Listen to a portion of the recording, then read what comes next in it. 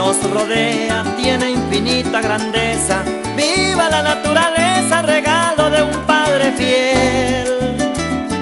El sol, el agua y el viento, la mañana y el vergel son manantiales de vida, dulcitos como la miel.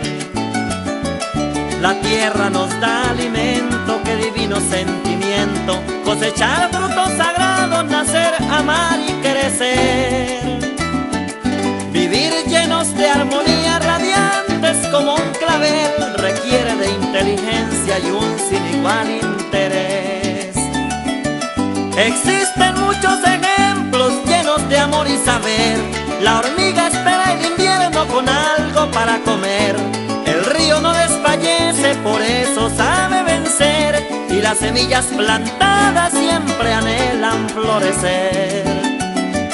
El alba presagia el día y los truenos el llover.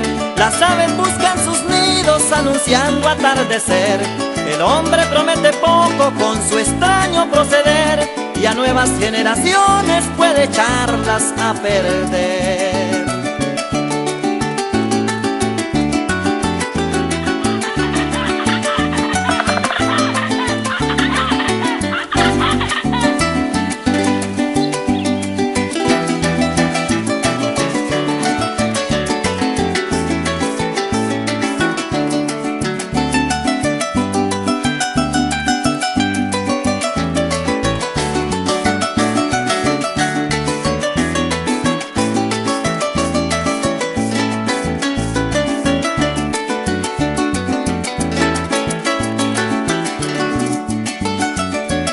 El mundo es un paraíso, hoy debemos protegerlo y no cometer errores que nos lastimen después.